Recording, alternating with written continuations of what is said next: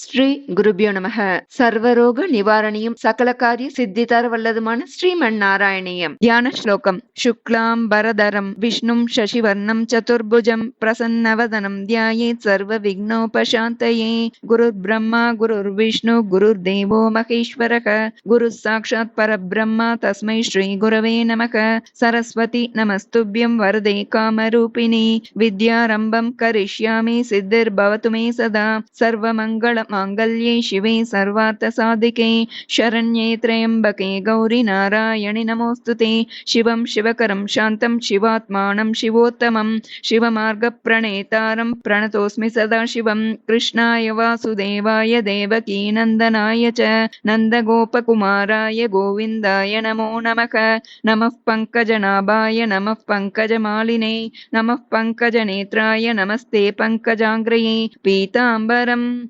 करविराजित शङ्खचक्रं कौमोदकी सरसिजं करुणासमुद्रं राधासहायमतिसुन्दरमन्दहासं वातालयेशमनिशं हृदि भावयामि. नारायण नारायण नारायण नारायण नारायण नारायण नारायण नारायण नारायण नारायण नारायण नारायण नारायण नारायण नारायण नारायण. श्रीहरये नमः. गोपिका जीवनस्मरणं गोविन्द गोविन्द. தசகம் 21. நவ வர்ஷாணி சப்த த்வீபாதயக ச. 9 நாடுகளும் 7 தீவுகளும் பல்வேறு கண்டங்களிலும் த்வீபங்களிலும் பகவத் வர்ணனம். மத்யோத்பவே புவயிலாவிருத நாம்னி வர்ஷே கௌரி பிரதான வனிதா ஜனமாத்ர பாஜி சர்வேன மந்திரனுதிபிः சமுபாஸ்யமானம் சங்கர்ஷணாத்மகமதீஸ்வர சம்ஸ்ரயே த்வாம். भद्राश्वनामकैलावृत पूर्ववर्षे भद्रश्रवोभिर्ऋषिभिः परिणूयमानम् कल्पान्तगूढनिगमोद्धरण प्रवीणं ध्यायामि देवकयशीषतनुं भवन्तं. ध्यायामि दक्षिणगते हरिवर्षवर्षे प्रह्लादमुख्यपुरुषैः परिसेव्यमानम् उत्तुङ्गशान्तधवलाकृतिमेकशुद्ध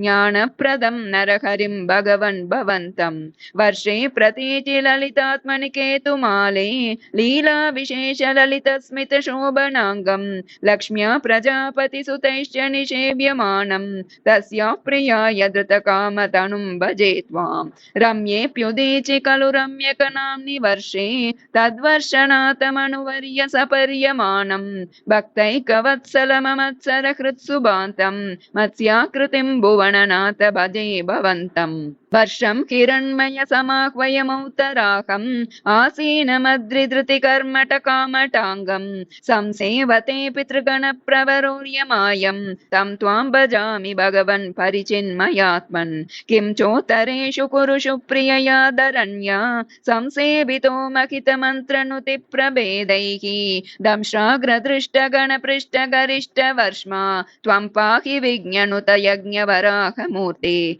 यां यां दिशं भजति किं पुरुषाख्यवर्षे संसेवितो हनुमता दृढभक्तिभाजा सीताभिराम परमाद्भुतरूपशाली रामात्मकः परिलसन् परिपाहि विष्णु. श्रीनारदेन सख भारतखण्डमुख्यैः त्वं साङ्ख्ययोगनुतिभिः समुपास्यमानः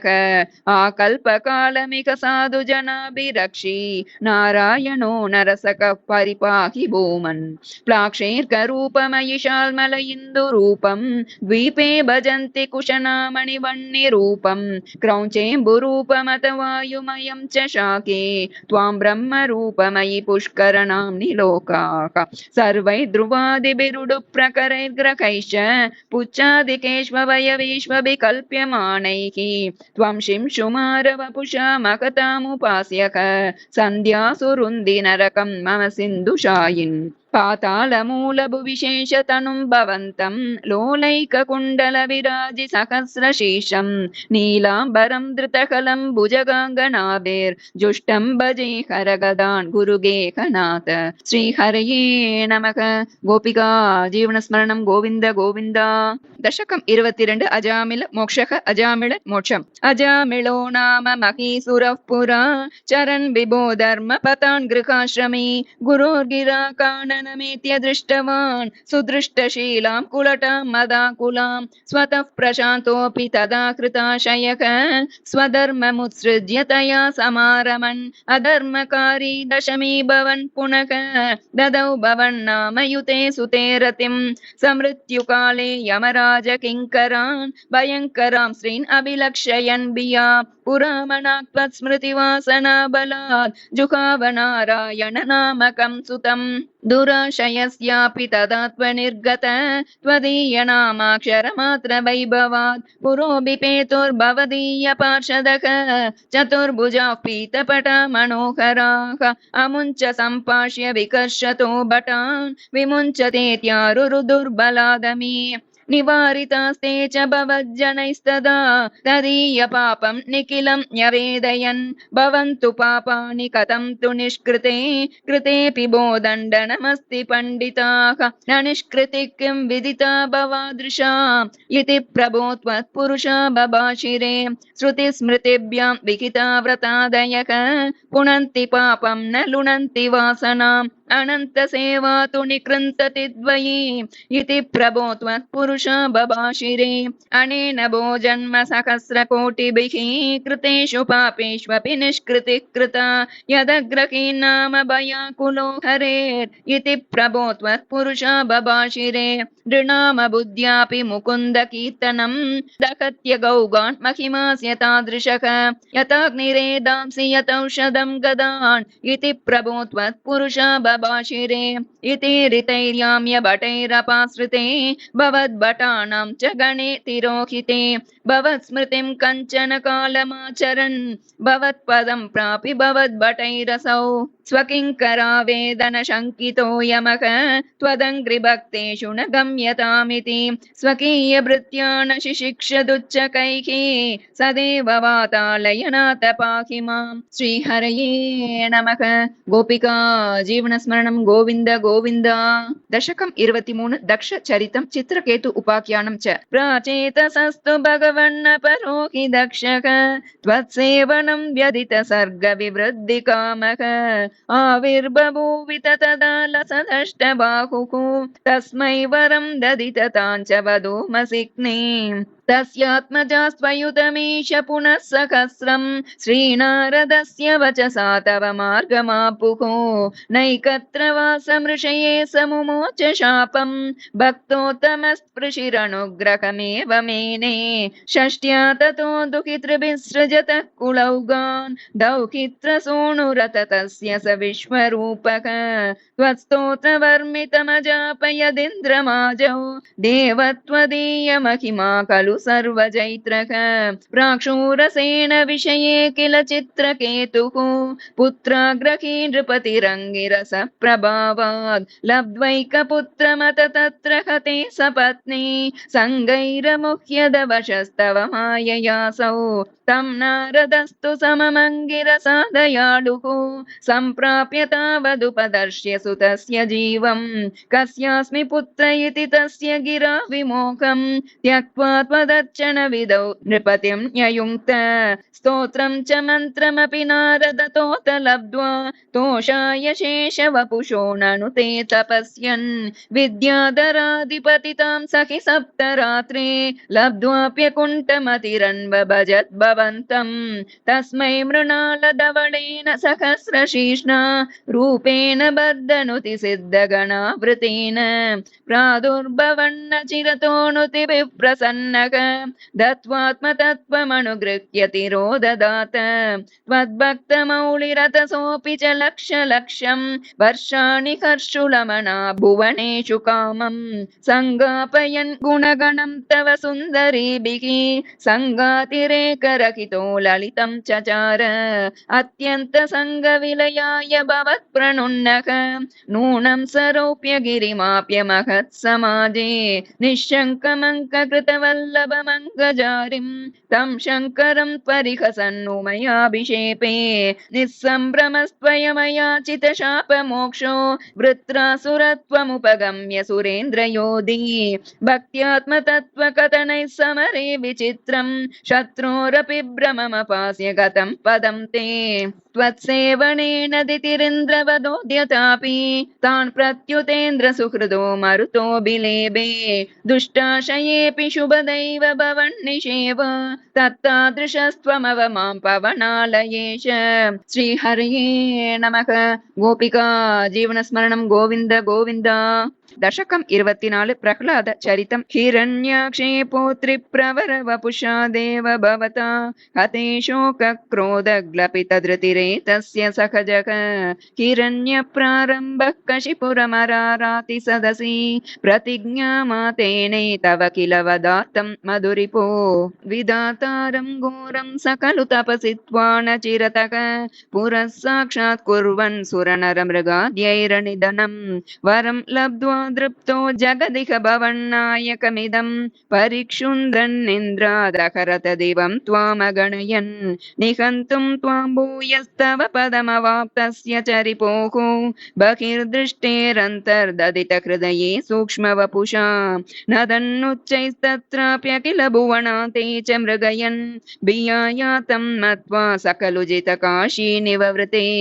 ततोऽस्य प्रह्लादः समजनिसुतो गर्भवसतौ मुनेर्वीणापाणेरधिगत भवद्भक्तिमहिमा स वै जात्या दैत्यः शिशुरपि समेत्य त्वयि रतिं गतस्त्वद्भक्तानां वरद परमोदाहरणतां सुरारीणां हास्यं तव चरणदास्यं निजसुते स दृष्ट्वा दुष्टात्मा गुरुभिरशिशिक्षच्चिरममुं गुरुप्रोक्तं च साविधमिदमभद्राय दृढमिति अपाकुर्वन् सर्वं तव चरणभक्त्यैव ववृदे अधीतेषु श्रेष्ठं किमिति परिपृष्टेत तनये भवद्भक्तिं वर्यामभिगदति पर्याकुलधृतिः गुरुभ्यो रोषित्वा सहजमतिरस्येत्यभिविदन् वदोपायानस्मिन् व्यतनुत भवत्पादशरणे सशूलैराविद्धः सुबहुमतितो दिग्गजगणैः महासर्पैर्दष्टोऽप्यनशनगराकार विदुतः गिरीन्द्रावक्षिप्तोऽप्यकः परमात्मन्नयि विभो त्वयिन्यस्तात्मत्वात् किमपि न निपीडामभजत ततः शङ्काविष्टः स पुनरति दुष्टोऽस्य जनको गुरुक्त्या तद्गेहे किल वरुणपाशैस्तमरुणत् गुरोश्च सान्निध्ये स पुनरनुगान् दैत्यतनयान् भवद्भक्तेस्तत्त्वं परममपि विज्ञानमशिषत् पिता शृण्वन् बालप्रकरमखिलं त्वस्तुति परं रुषान्दः प्राहैनं कुलहतकस्ते बलमिति बलं मे वैकुण्ठस्तव च जगतां चापि सबलं स एव त्रैलोक्यं सकलमिति धीरोऽयमगदीत् अरे क्वासौ सकल जगदात्मा हरिरिति प्रबिन्ते स्म स्तम्भं चलितकरवालोदिति सुतः अतः पश्चाद् विष्णो न हि वदितुमीशोऽस्मि सहसा कृपात्मन् विश्वात्मन् पवनपुरवासिन् मृडय मां श्रीहरये नमः गोपिका जीवनस्मरणं गोविन्द गोविन्द दशकं 25 नरसिंह अवतारक स्तंभे घट्टयतो हिरण्यकशिपो कर्णौ समाचूर्णयन् आगूर्णजगदण्डकुण्डकुहरो घोरस्तवाभूद्रवः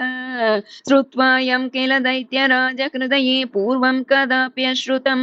कम्पः कश्चन सम्पपात चलितोऽप्यम्बोजभूर्विष्टरात् दैत्ये दिक्षु विसृष्टचक्षुषि महासंरम्भे निस्तम्भतः सम्भूतं न मृगात्मकं न मनुजाकारं वपुस्ते विभो किं भीषणमेतदद्भुतमिति व्युद्भ्रान्तचित्ते सुरे विस्फूर्जद्धवलोग्ररोम विकसद्वर्ष्मा समाजृम्भताः तप्तस्वर्णसवर्णगोनदतिरूक्षाक्षं सटाकेसर प्रोत्कम्प प्रणिकुम्भिताम्बरमकोजीयातवेदं वपुः व्याप्तमखादरी सकमुखं खड्गोग्रवल्गन्मखा जिह्वा निर्गम दृश्यमाण बाणसुमकादं श्रायुगोड्डामरम् उत्सर्पद्वलिभङ्गभीषणहणुं ह्रस्वस्तवीयस्तर ग्रीवं पीवरदोषतोद्गतनखक्रूरांशुदूरोल्बणम् व्योमोल्लङ्घिगणागणोपमगणप्रद्वाणनिर्धावित स्पर्धाळुप्रकरं नमामि भवतस्तन्नारसिंहं वपुः नूनं विष्णुरयं निहन्यमुमिति भ्राम्यद्गदाभीषणम् दैत्येन्द्रं समुपाद्रवन्तमधृता दोर्भ्यां पृथुभ्याममुम् वीरो निर्गलितोऽथ खड्गफलकौ गृह्णन् विचित्रश्रमान् व्यावृण्वन् पुनरापपात भुवनग्रासोद्यतं त्वामहो भ्राम्यन्तं दितिजादमं पुनरपि प्रोद्गृह्य दोर्भ्यां जवात् द्वारे तोर्युगे निपात्य नकरान् व्युत्काय वक्षो भुवि निर्बिन्दन्नदिगर्भनिर्भरगलत् रक्ताम्बुबद्धोत्सवम् पायं पायमुदैरयो बहुजगत्संहारि संहारवान् त्यक्त्वा तं हतमाशु रक्तलकरी सिक्तोन्नमद्वर्ष्मणि प्रत्युत्पत्य समस्तदैत्यपटलीं चाकाद्यमाने त्वयि भ्राम्यद्भूमिविकम्पिताम्बुदिकुलं व्यालोलशैलोत्करं प्रोत्सर्पत्कचरं चराचरमको दुस्तामवस्थां ददौ तावन्मांसवपाकरालवपुषं घोरान्त्रमालादरं त्वां मध्ये सभमिद्धकोपमुषितं दुर्वारगुर्वारवम् अव्येतुं न शशाक कोऽपि भुवनि दूरे स्थिता भीरवः सर्वे शर्वविरिञ्च वासवमुखः प्रत्येकमस्तोषत भूयोऽप्यक्षत रोषधाम्नि भवति ब्रह्माज्ञया बालके प्रह्लादे पदयोर्नमत्यपभये कारुण्यभाराकुलः शान्तस्त्वं करमस्य मूर्ध्नि समदा स्तोत्रैरतोद्गायतः तस्या कामधियोऽपि ते नितवरं लोकाय चानुग्रहम् एवं नाटितरौद्रचेष्टित विभो श्रीतापनीयाभिद श्रुत्यन्तस्फुटगीत सर्वमहिमन्नत्यन्त शुद्धाकृते तत्तादृङ्निखिलोत्तरं पुनरको कस्त्वां परोलङ्घये प्रह्लाद प्रिय हे मरुत्पुरपति सर्वमयात् पाहि माम् श्रीहरे नमः गोपिका जीवनस्मरणं गोविन्द गोविन्द दशकं 26 गजेन्द्र मोक्षः गजेन्द्र मोक्षम् इन्द्रद्युम्नः पाण्ड्यखण्डादिराजः त्वद्भक्तात्मा चन्दनाद्रौ कदाचित् त्वत्सेवायां मग्नधीरालुलोके नैवागस्त्यं प्राप्तमातिथ्यकामम् कुम्भोद्भूतिः संवृत क्रोधभारः स्तब्धात्मा त्वं हस्तिभूयं भजेति शप्त्वा तैनं प्रत्यगात्सोऽपि लेभे हस्तीन्द्रत्वं त्वत्स्मृतिव्यक्तिधन्यं दुग्धाम्बोधेर्मध्यभाजित्रिकूटे क्रीडन् शैले यूतपोऽयं वशाभिः सर्वान् जन्तूनत्यवर्तिष्ठ शक्त्या त्वद्भक्तानां कुत्र नोत्कर्षलाभः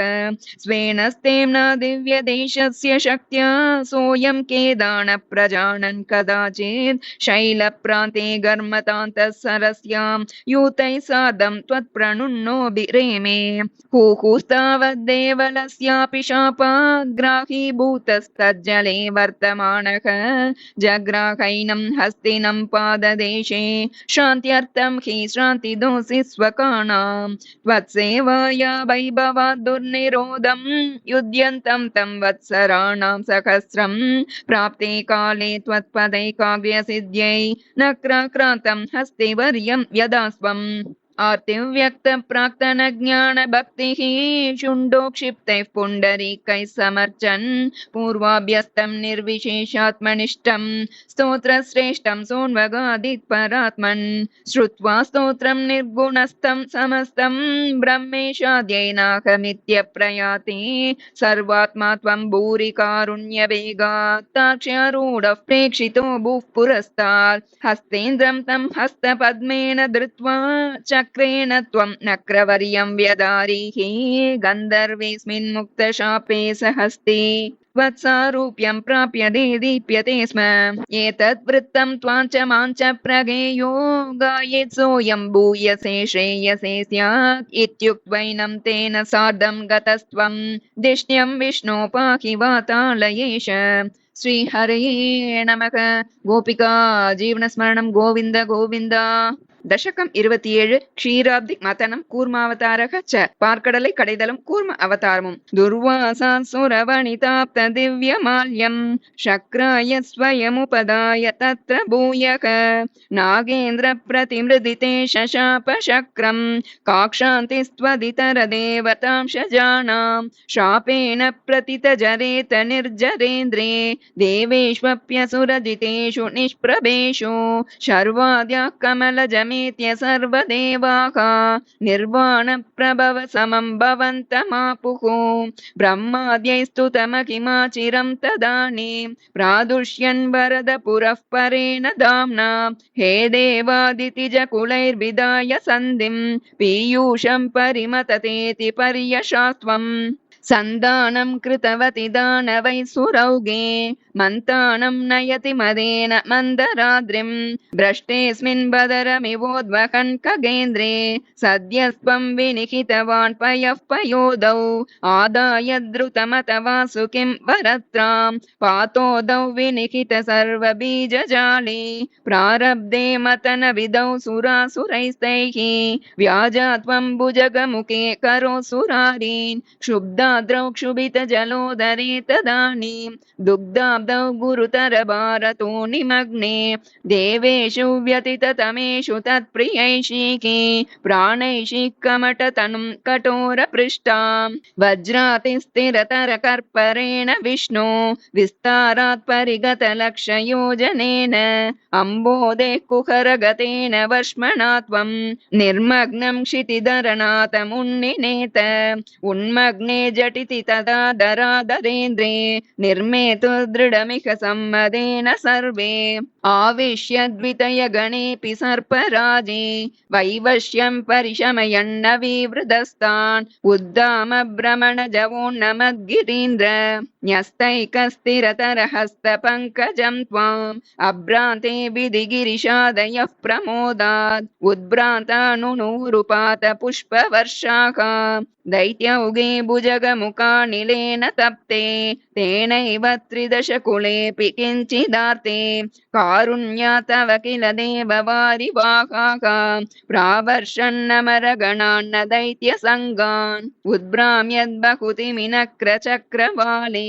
तत्राब्धौ चिरमतितेऽपि निर्विकारे एकस्त्वं करयुगकृष्टसर्पराजः सम्राजन् पवनपुरेश पाहि रोगात् श्रीहरये नमः गोपिका जीवनस्मरणं गोविन्द गोविन्द दशकं 28 लक्ष्मी स्वयंवरः अमृत प्रादुर्भावः च लक्ष्मीन् स्वयंवरम् अमुदतिन् तोत्रम् गरलं तरलानलं पुरस्तात् जलधेरुद्विजकालकालकूटम् अमरस्तुतिवादमोदनिघ्नो गिरिशस्तन्निपपौ भवत्प्रियातम् विमतत्सु सुरासुरेषु जाता सुरभिस्तां ऋषिशून्यदास्त्रिधामन् हयरत्नमभूदते भरत्नम् द्युतरुश्चाप्सरसः सुरेषु तानि जगदीश भवत्परा तदानीं कमनीया कमला बभूव देवी अमलामवलोक्य यां विलोलः सकलापि स्पृहयां बभूव लोकः त्वयि दत्तकृते तदैव देव्यै त्रिदशेन्द्रो मणिपीठिकां व्यतारी सकलोपकृताभिषेचनीयैर्ऋषयस्तां श्रुतिगीर्भिरभ्यषिञ्चन् अभिषेकजलानुपातिमुग्ध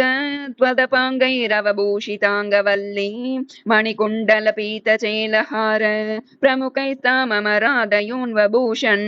वर्णस्रजमातभृङ्गनादां ददति सा कुचकुम्भमन्दयाना पदशिञ्जितमञ्जुनूपुरा त्वं कलितव्रीलविलासमाससाद गिरिशद्रुहिणादि सर्वदेवान् गुणभाजोऽप्यविमुक्तदोषलेशान् अवमृश्य सदैव सर्वरम्ये निहिता त्वय्यनयापि दिव्यमाला पुरसा तरसा ममानितैनां भुवनानां जननीमनन्यभावां त्वदुरो विलसत्तदीक्षणश्री परिवृष्ट्या परिपुष्टमास विश्वम् अतिमोहन विभ्रमा तदानीं मदयन्ती खलु वारुणी निरागात् तमसः पदवीमदास्वमेनाम् अतिसम्माननया महासुरेभ्यः तरुणाम्बुदसुन्दरस्तदा त्वं ननु धन्वन्तरिरुत्थितोऽम्बुराशेः अमृतं कलशे वहन् कराभ्याम् अखिलातिं हरमारुतालयेश श्रीहरये नमः గోపికా జీవనస్మరణం గోవింద గోవింద. தசகம் 29 அமிர்த ஆகரணம் அசுர நிகிரக ச. தேவர்கள் அமிர்தம் அடைந்ததும் அசுரர்கள் வதமும் மோகினி அவதாரம். உத்கச்சதஸ்தவ கராதமிருதம் ஹரத்சு दैत्येषु ताण शरणान् अनुनीय देवान् सद्यस्तिरोदधित देव भवत्प्रभावात् उद्यत्स्वयूत्य कलक दितिजा बभूवुः श्यामां रुचापि वयसापि तनुं तदानीं प्राप्तोऽसि तुङ्गकुचमण्डल भङ्गुरां त्वं पीयूषकुम्भकलकं परिमुच्य सर्वे तृष्णाकुलाः प्रतिययुस्त्वदुरोजकुम्भे का त्वं मृगाक्षि विभवस्व सुधामिमाम् इत्यारूढरागविवशानभियाचतो मून् विश्वस्य ते मयि कथं कुलटास्मि दैत्याः इत्यालपन्नपि सुविश्वसितानतानीः मोदात् सुधा कलशमेषु ददत्सु सा त्वं दुश्चेष्टितं मम सखध्वमिति ब्रुवाण पङ्क्तिप्रभेदविनिवेशितदेव दैत्या लीलाविलासगतिभिः समदा सुधां ताम् अस्मास्वियं प्रणयिनीत्यसुरेषु तेषु जोषं स्थितेष्वत समाप्य सुधां सुरेषु त्वं भक्तलोकवशगो निजरूपमेत्य स्वर्भानुमर्दपरिपीत सुधं व्यलावीः त्वत्तः सुधाकरणयोग्यफलं परेषु दत्त्वा गते त्वयि सुरैः खलु ते व्यगृह्णन् घोरीतमूर्छतिरणे बलिदैत्यमाया व्यामोहिते सुरगणे त्वमिह विरासीः त्वं कालनेमिमतमालिमुखान् जगन्त शक्रो जगान बलिजम्बवलान् सपाकान् शुष्काद्रदुष्करवदे नमुचौचलूने फेनेन नारदगिराण्यरुणोरणं त्वं योषा वपुर्दनुजमोहनमाहितं ते श्रुत्वा विलोकनकुतूहलवान् महेशक भूतैः समं गिरिजया च गतः पदं ते स्तुत्वा ब्रवीदभिमतं त्वमतोतिरोधाः आरामसे मणि च कन्दुकगातलीला लोलायमाननयनां कमनीं मनोज्ञां त्वामीश वीक्ष्य विगलद्वसना मनोभू वेगादनङ्गरिपुरङ्गसमालिलिङ्ग भूयोऽपि विद्रुतवतीम् उपधाव्य देवो वीर्यप्रमोक्ष विकसत् परमार्थबोधक त्वन्मानितस्तव महत्त्वमुवाच देव्यै तत्तादृशस्त्वमववात निकेतनाथ శ్రీహరయే నమః. గోపికా జీవనస్మరణం గోవింద గోవింద.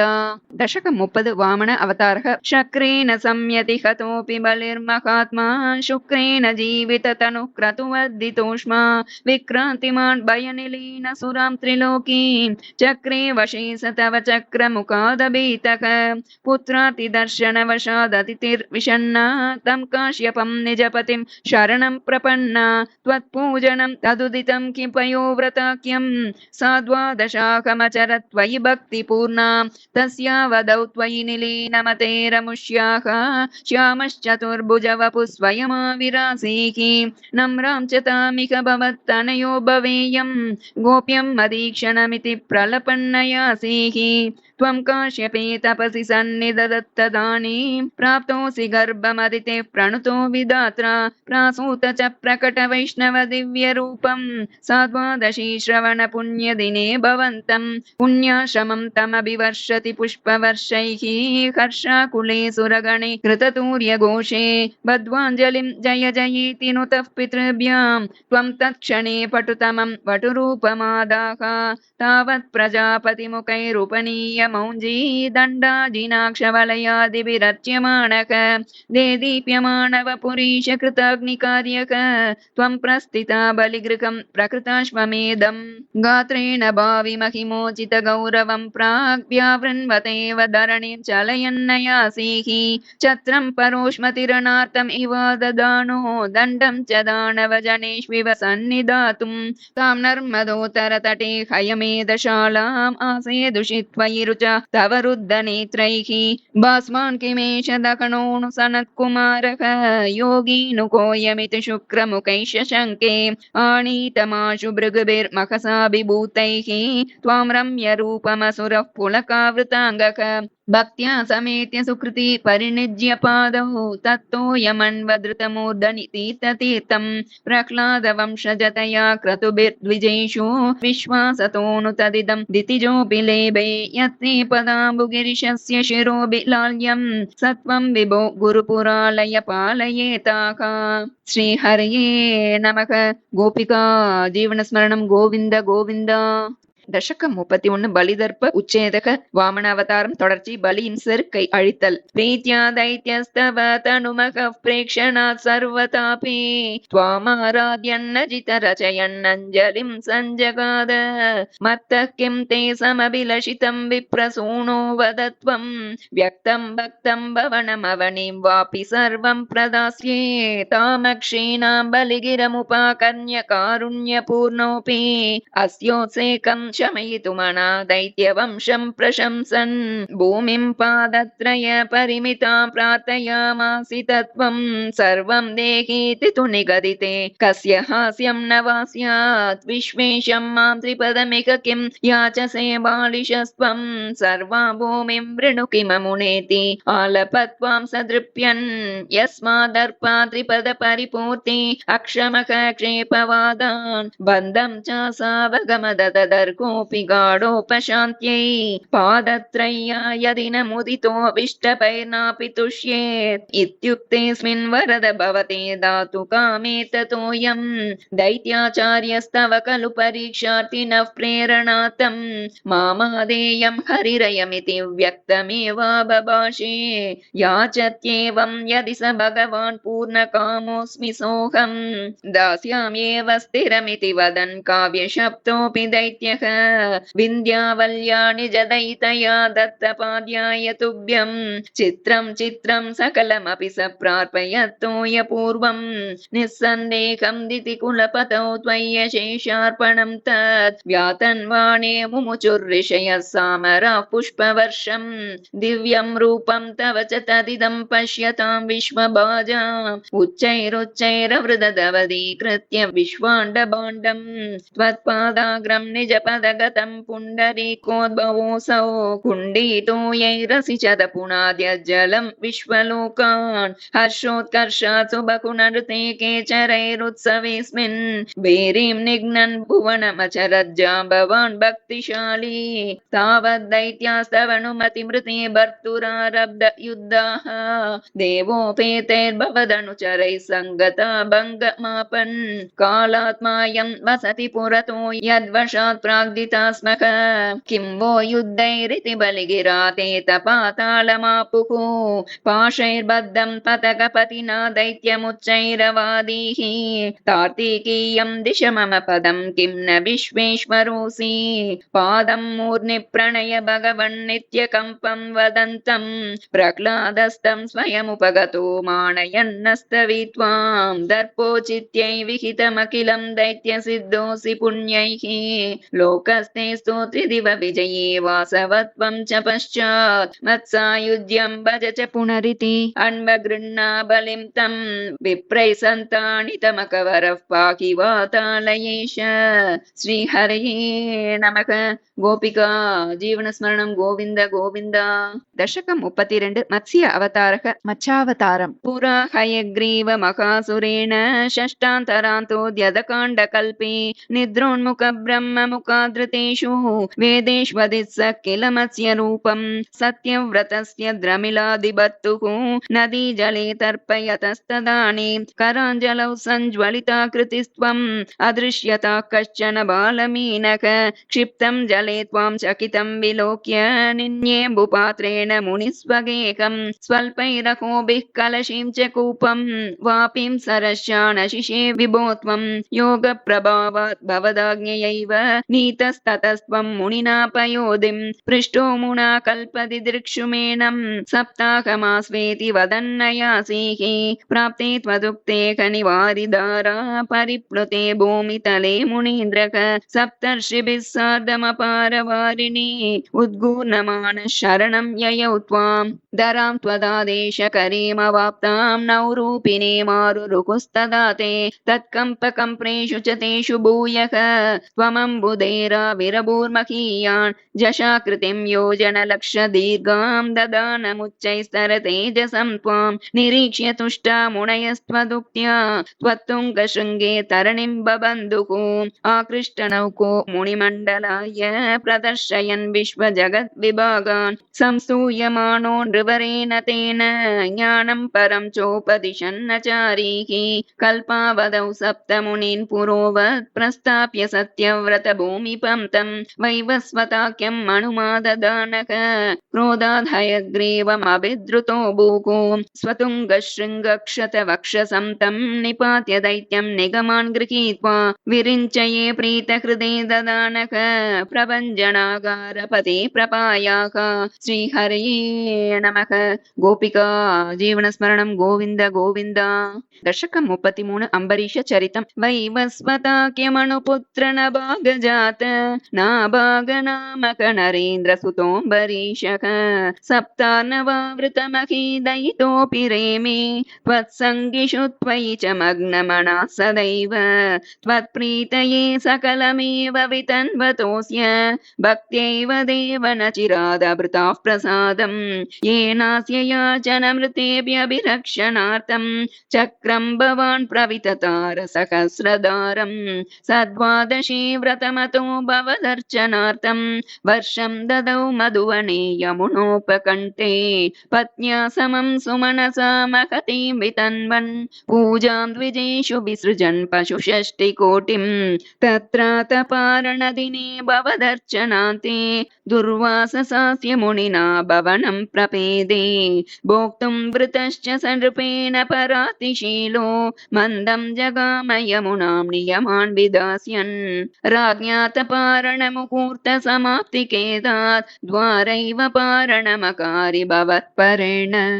प्राप्तो मुनिस्तदत दिव्यदृशा विजानन् क्षिप्यन् क्रुधो धृतजटो विततान कृत्यां च तामसि धरां भुवनं दहन्तीम् अग्रे विवीक्ष्य नृपतिर्न पदा च कम्पे त्वद्भक्तपादमभिवीक्ष्य सुदर्शनं ते कृत्यानलं शलभयन् मुनिमन्वदावीत् धावन्नशेष भुवनेषु बियास पश्यन् विश्वत्र चक्रमपि ते गतवान् विरिञ्चं कः कालचक्रमतिलङ्घयतीत्यपास्तः शर्वं ययौ स च भवन्तमवन्दतैव भूयो भवन्निलयमेत्य मुनिं नमन्तं प्रोचे भवानहमृषीननुभक्तदासः ज्ञानं तपश्च विनयान्वितमेव मान्यं याह्यम्बरीशपदमेव भजेति भूमन् तावत् समेत्य मुनिना स गृहीतपादः राजापसृत्य भवदस्त्रमसावनौषीत् चक्रे गते मुनिरदादखिलाशिषोऽस्मै त्वद्भक्तिमागसि कृतेऽपि कृपां च शंसन् राजा प्रतीक्ष्य मुनिमेकसमामनाश्वान् सम्भोज्य साधु तं ऋषिं विसृजन् प्रसन्नं भुक्त्वा स्वयं त्वयि ततोऽपि दृढं रतोऽभूत् सायुज्यमाप च समां पवनेशपायाः श्रीहरये नमः गोपिका जीवनस्मरणं गोविन्द गोविन्द दशकं 34 श्री रामावतारं முதல் பாகம் ஸ்ரீமத் ராமாயணம் ஹனுமத் சமாகம பர்யந்தம் ஸ்ரீமத் ராமாயணம் ஹனுமனின் தொடர்பு வரை கீர்வாணைரத்யமானோ தசமுக நிதனம் கோசலேஸ்வருஷ்ய ஸ்ருங்கே புத்ரியாமிஷ்டிமேஷ்ட்வா ததுஷி தசரதக்ஷ்மாபிருதே பாயசாக்ர்யம் தத்புக்த்யா தத்புரந்திரீஷ்வபீति ஸ்ருஷு சமம் ஜாதகர்भा சுஜாதோ ராமஸ்த்வம் லக்ஷ்மணேன ஸ்வயமத பரதேனாபி शत्रुघ्ननाम्ना कोदण्डी कौशिकस्य क्रतुवरमवितुं लक्ष्मणेनानुयातो यातो भूस्तात वाचा मुनिकथितमनुद्वन्द्वशान्ताद्वकेदः नृणां त्राणाय बाणैर्मुनिवचनबलाताटकां पाटयित्वा लब्ध्वा स्मादस्त्रजालं मुनिवनमगमो देवसिद्धाश्रमाख्यं मारीचं द्रावयित्वा मकशिरसि शरैरन्यरक्षांसि निघ्न पूर्णन् कल्यां कुर्वन्नहल्यां पतिपदरजसा प्राप्य वैदेकगेहम् बिन्दानश्चान्द्रचूडं धनुरवनिसुतामिन्दिरामेव लब्ध्वा राज्यं प्रातिष्ठतास्त्वं त्रिभिरपि च समं भ्रातृवीरैः सदारैः आरुन्दानि रुषान्दे भृगुकुलतिलके सङ्क्रमय्य स्वतेजो याते यातोऽस्य योध्यां सुखमिह निवसन् कान्तया कान्तमूर्ते शत्रुघ्नेनैकदातो गतवति भरते मातुलस्यादिवासं तातारब्धोऽभिषेकस्तव किल विहतः केकया देशपुत्र्या तातोक्त्या यातु कामो वनमनुजवधू संयुतश्चापदारः पौराणारुध्य मार्गे गुहनिलय गतस्त्वं जटाचीरधारी नावासन्तीर्य गङ्गामधिपदवि पुनस्तं भरद्वाजमारात् नत्वा तद्वाक्य हेतोरतिसुखमवसश्चित्रकूटे गिरीन्द्रे श्रुत्वा पुत्रार्तिकिन्नं खलु भरतमुखा स्वर्गयातं स्वतातं तप्तो दत्वाम्बुतस्मै निददित भरते पादुकां मेदिनीं च अत्रिं नत्वा गत्वा वनमति विपुलं दण्डकं चण्डकायं हत्वा दैत्यं विरादं सुगतिमकलयश्चारुभूषारभङ्गी नत्वागस्त्यं समस्ता शरणिकरसपत्राकृतिं तापसेभ्यः प्रत्यश्रौसि प्रियैषी तदनु च मुनिना वैष्णवे दिव्यचापे ब्रह्मास्त्रे चापि दत्ते पतिपितृसुहृदं वीक्ष्य भूयो जटायुं मोदा गोदा तटान्ते परिरमसि पुरा पञ्चवट्यां वधूट्या प्राप्ताया शूर्पणख्या मदनचलधृते रत्नैर्निस्सहात्मा तां सौमित्रौ विसृज्य प्रबलतमरुषा तेन निर्लूणनासां दृष्ट्वैनामृष्टचित्तं करमभिपतितं दूषणं च त्रिमूर्धं व्याहिंसेराशराणप्ययुत समधिकां तत्क्षणादक्षतोष्मा सोदर्या प्रोक्तवार्ता विवश दशमुखादिष्टमारीच माया सारंगं सारसाक्ष्या स्पृहितमनुगतः प्रावदीर्वाणगातं तन्माया क्रन्द निर्यापित भवदनुजां रावणस्तामकार्षेत् तेनातोऽपि त्वमन्तः किमपि मुदमदास्तद्वदोपायलाभात् भूयस्तन्वीं विचिन्वन्न कृतदशमुखस्त्वद्वधूं मद्वदेने इत्युक्त्वा याते जटायौ दिवमत सुहृदः प्रातनौ प्रेतकार्यं गृह्णाणं तं कबन्धं जगणित शबरीं प्रेक्ष्य पम्पातटे त्वं सम्प्राप्तो वात सोनुं वृषमुदितमनः पाहि वातालयेश श्रीहरि நமக. கோபிகா ஜீவனஸ்மரணம். கோவிந்த கோவிந்தா. தசகம் 35 ஸ்ரீ ராமாவதாரம் தொடர்ச்சி. ஸ்ரீமத் ராமாயணம் சுக்ரீவ சக்யாத் பிரபிருதி. ஸ்ரீமத் ராமாயணம் சுக்ரீவன் நட்பு முதல். நீத சுக்ரீவ மைத்ரீம் ததனு ஹனுமதா துந்துபேக்காய முச்சைஹே க்ஷிப்வாங்குஷ்டேன பூயோ லுலுவித யுகபத் பத்ரினா சப்தசாலான் ஹத்வா சுக்ரீவ காதோத்யதமதுலபலம் வாலினம் व्याजवृत्या वर्षावेलामणैषीर्विरहतरलितस्त्वं मतङ्गाश्रमान्ते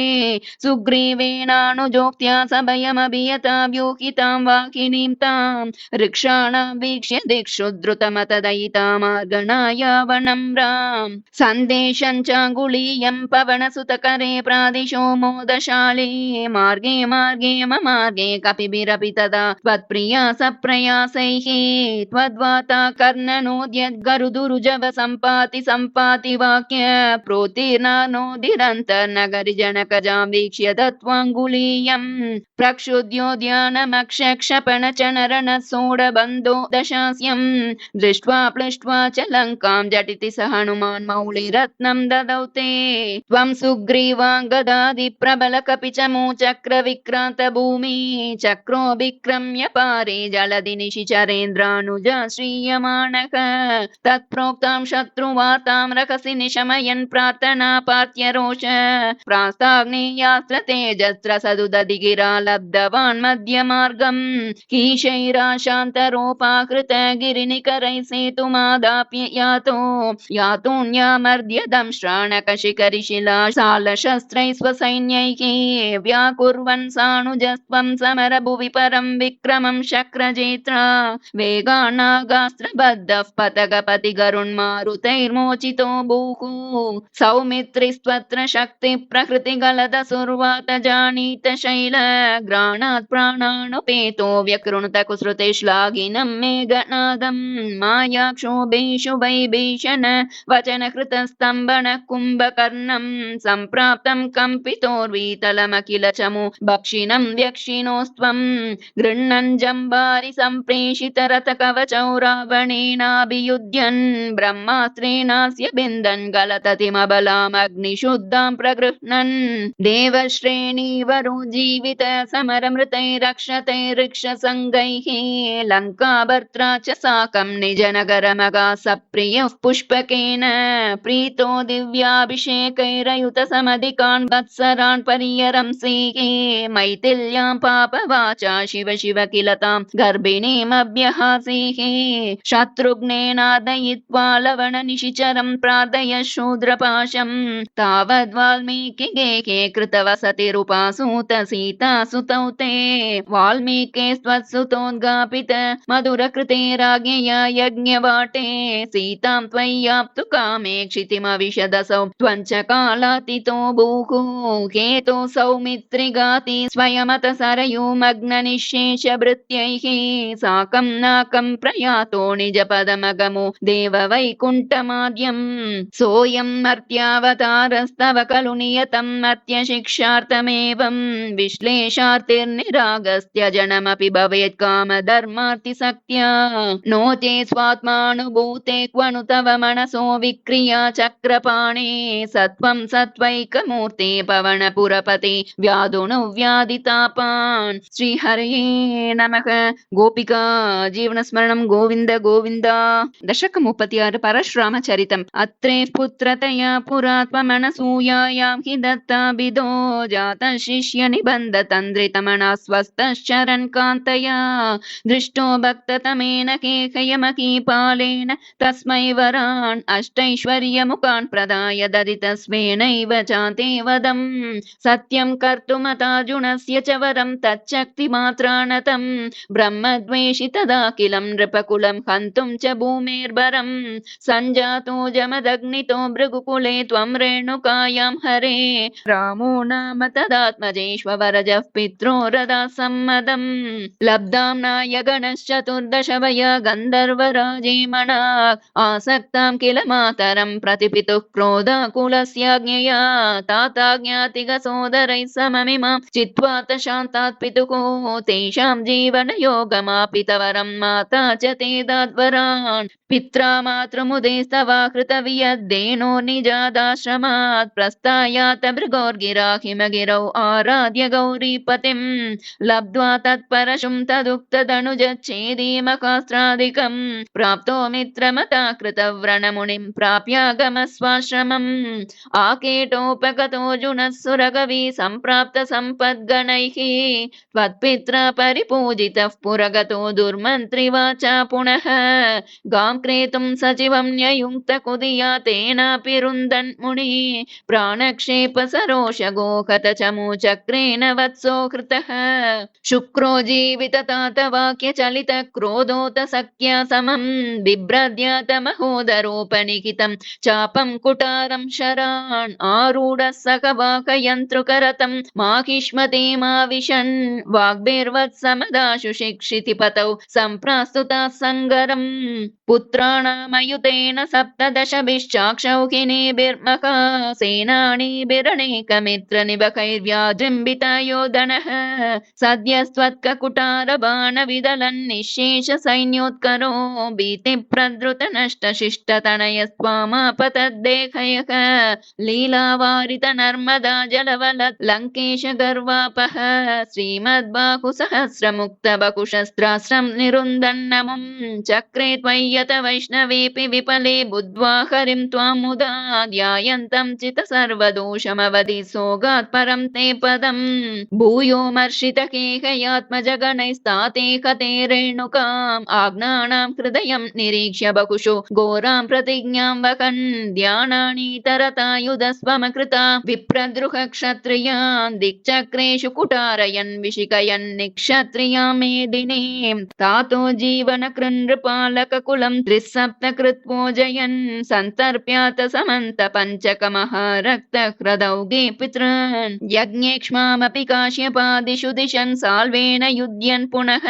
कृष्णो मुं निघनिष्यतीति शमितो युद्धात् कुमारैर्भवान् यस्यास्त्राणि महेन्द्र भूभृति तपस्तन्वन् पुनर्मज्जितां गोकर्णावधि सागरेण धरणिं दृष्ट्वातितस्तापसैः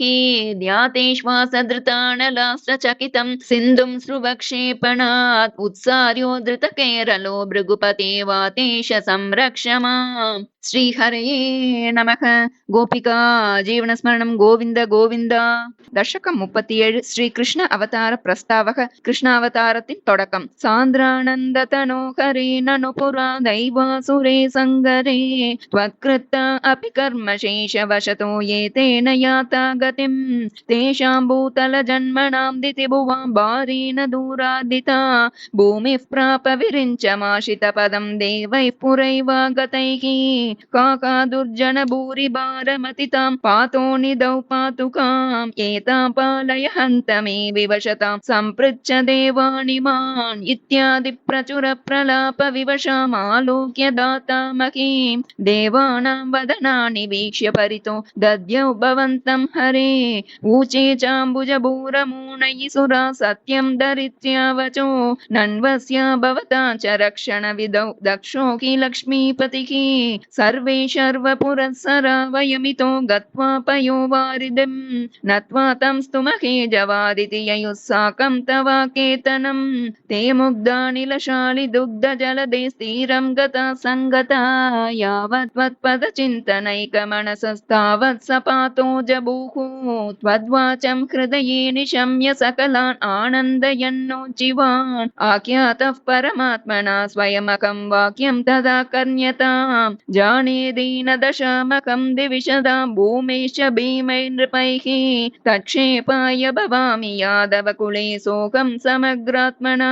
देवा वृष्णिकुले भवन्तु कलया देवाङ्गनाश्चावनौ मत्सेवार्थमिति त्वदीयवचनं पातो जबूरुचिवान् श्रुत्वा कर्णरसायनं तव वचः सर्वेषु निर्वापित स्वातेष्वीश गतेषु तावक कृपा पीयूष तृप्तात्मसु विख्याते मथुरापुरे किल भवत् सान्निध्य पुण्योत्तरे धन्यां देवकनन्दनामुदवहत् राजा स शूरात्मजः उद्वाहावसितौ तदीय सहजः कंसोत सम्मानयन् एतौ सूततया गतः पतिरते व्योमोत्तया त्वद्गिरा अस्यास्त्वामति दुष्टमष्टमसुतो हन्तेति हन्तेरितः सन्त्रासात् स तु हन्तुमन्तिकगतां तन्वीं कृपाणि मदात् गृह्णानश्चिकुरेषु तां कलमति शौरेशिरं सान्त्वनैः नो मुञ्चन् पुनरात्मजार्पणगिरा प्रीतो तयातो गृहान् आद्यं त्वत्सहजं तथार्पितमपि स्नेहेन नाकन्नसौ दुष्टानामपि देवपुष्टकरुणा दुष्टा हि धीरे कदा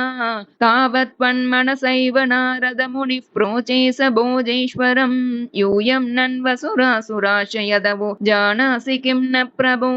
मायावी स हरिर्भवद्वदकृते भावी सुरप्रार्थनात् इत्याकर्ण्य यदो न दूदु न दसौ शौरेश सूनूनहन् प्राप्ते सप्तमगर्भतामहिपतौ त्वत्प्रेरणान् मायया नीते माधवरोहिणीं त्वमपि भो सच्चित्सुखैकात्मकः देवक्या जठरं विवेशित विभो संस्तूयमानः सुरैः सत्वं कृष्ण विदूय रोगपटलीं भक्तिं परां देहि मे श्रीहरये नमः गोपिका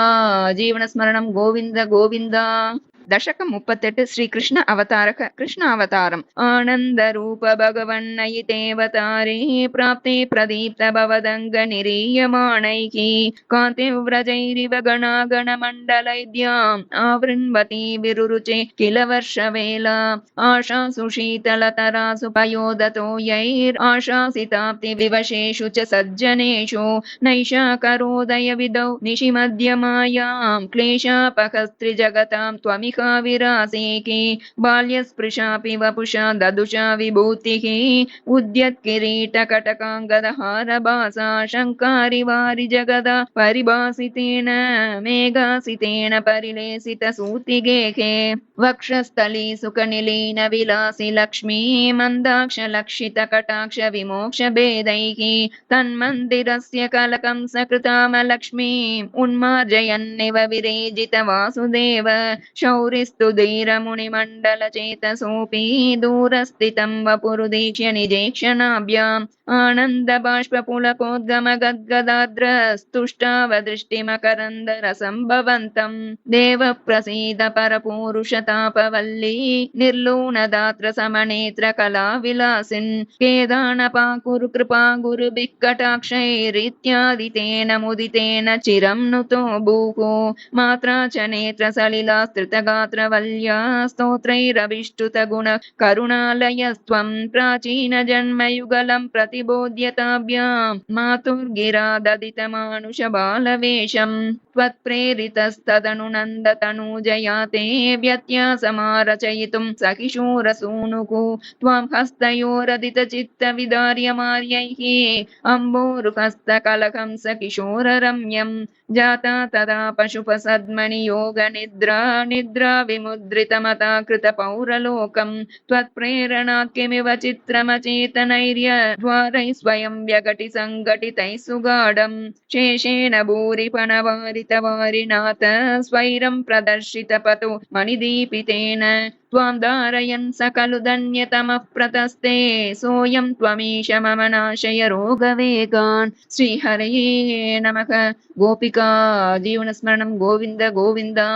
दशकं 39 யோகமாயா பிராதுர்பாவக கிருஷ்ண ஜன்ம உற்சவக ச யோகமாயின் தோற்றமும் கண்ணனின் பிறந்த நாள் விழாவும் பவந்தமயமுத்வகன் யதுகுலோத்வகோ நிஸ்ஸரன் ததர்ஷ ககனோச்சல ஜலபராம் கலிந்தாத்மஜாம் அகோ சலில சஞ்சய சபுனரைந்திரஜாலோதிதோ ஜலௌக இவ தத்க்ஷணாத் பிரபதமே யதாமாயயௌ प्रसुप्त पशुपालिकां निभृतमारुदद्बालिकाम् अपावृतकवाटिकां पशुपवाटिकामाविशन् भवन्तमयमर्पयन् प्रसवतल्पके तत्पदात् वकन् कपटकन्यकां स्वपुरमागतो वेगतः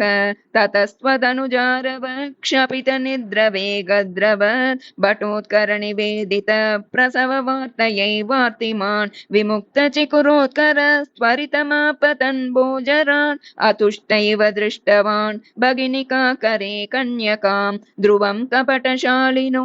मधुकरस्य माया भवेत् असाविति किशोरिकां भगिनिकाकरालिङ्गितां द्विपोनलिनिकान्तरात् इव मृणालिकामाक्षिपन् अयं त्वदनुजामजाम् उपलपट्टके पिष्टवान् ततो भवदुपासको झटिति मृत्युपाशादिव प्रमुच्य तरसैव सा समधिरूढरूपान्तरा अधस्तलमजग्मुषी विकसदष्टबाहुस्फुरन् मखायुधमहो गता किल विहाय सा दिद्युते निशंसतरकं सते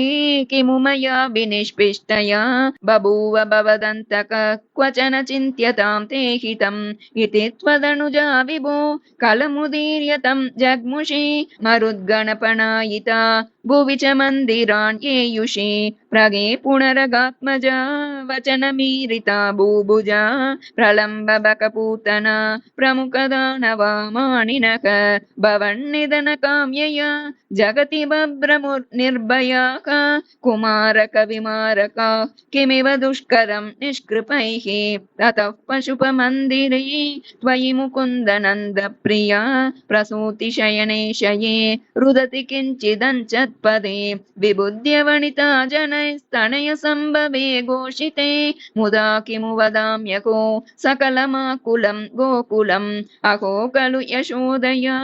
नवकलाय चेतोकरं भवन्तमलमन्तिके प्रथममापि बन्त्यादृशा पुनस्तनबरं निजं सपदि पाययन्त्यमुदा मनोहरतनुस्पृशा जगति पुण्यवन्तो जिताः भवत्कुशलकाम्यया सकलु नन्दगोपस्तदा प्रमोदभरसङ्कुलो द्विजकुलाय किन्ना ददात् तथैव पशुपालका किमु न मङ्गलं तेनिरे जगत्त्रितयमङ्गल त्वमिह पाहि मामामयात् श्रीहरये नमः गोपिका जीवनस्मरणं गोविन्द गोविन्द दशकं 40 पूतना मोक्षः पूतनै मोक्षं तदनु नन्दममन्द शुभास्पदं नृपपुरीं करदानकृते गतं समवलोक्य जगाद भवत्पिता विदितकंस सहाय जनोद्यमः अयि सखे तव बालक जन्म मां सुखयतीद्य निजात्मज जन्मवत् इति भवत्पितृतां व्रजनायके समधिरोप्य शशंस तमादरात् इह च सन्त्यनिमित्तशतानि ते कटकसीम्नि ततो लघुगम्यताम् इति च तद्वचसा व्रजनायको भवदपाय बियादृतमाययौ अवसरे खलु तत्र च काचन व्रजपदे मधुराकृतिरङ्गना तरलषट्पदलालितकुन्तला कपटपोतकते निकटं गता सपदि साकृतबालकचेतना निशिचरान्वयजा किल पूतना व्रजवधूष्मिकेयमिति क्षणं विमृशतीषु भवन्तमुपाददे ललितभावविलासकृतात्मभिः युवतिभिः प्रतिरोधुमपारिता स्तनमसौ भवनान्तनिषेदुषी प्रददुषी भवते कपटात्मनि समधिरुह्य तदङ्कमशङ्कितस्त्वमत बालकलोपनरोषितः महदिवाम्रफलं कुचमण्डलं प्रतिचुचूषित दुर्विषदूषितम् असुभिरेव समं दयति त्वयि स्तनमसौ स्तनितोपमनिस्वना निरपतद्भयदायिनि जंवपुः प्रतिगता प्रविसार्य भुजावुभौ भयदघोषण भीषण विग्रह श्रवण दर्शन मोहितवल्लवे व्रजपदे तदुरस्थलकेलनं ननु भवन्तमगृह्णत गोपिकाः भुवनमङ्गलनामभिरेव ते युवतिभिर्बहुधा कृतरक्षणः त्वमयि वातनिकेतननाथ माम् अगदयन् कुरु तावक सेवकम् श्रीहरये नमः गोपिका जीवनस्मरणं गोविन्द गोविन्द श्रीकृष्णपादाम्बुजम् मङ्गलं मञ्जुलं कृष्णपादाम्बुजं माङ्गल्यदायकं कृष्णपादाम्बुजं सङ्कटनाशनं कृष्णपादाम्बुजं सन्तोषदायकं कृष्णपादाम्बुजं दुष्टविनाशनं कृष्णपादाम्बुजं शिष्टजनप्रियं कृष्णपादाम्बुजं मुक्तिप्रदायकं कृष्णपादाम्बुजं शक्तिप्रदायकं कृष्णपादाम्बुजं सन्मयं चिन्मयं कृष्णपादाम्बुजं कल्मषनाशनं कृष्णपादाम्बुजं निष्कलं निस्तुलं कृष्णपादाम्बुजं नित्यनिरामयं कृष्णपादाम्बुजं आनन्ददायकं कृष्णपादाम्बुजं आकुलनाशनं कृष्णपादाम्बुजं मोदप्रदायकं कृष्णपादाम्बुजं मोहविनाशनं कृष्णपादाम्बुजं श्रीगुरुवायुपुरेश पादाम्बुजं श्रीदायकं कृष्णपादाम्बुजं नित्यं नमस्करो नित्यं भज भज नित्यं स्मर स्मर कृष्णपादाम्बुजं नित्यं स्मर स्मर कृष्णपादाम्बुजं नित्यं स्मर स्मर कृष्णपादाम्बुजम्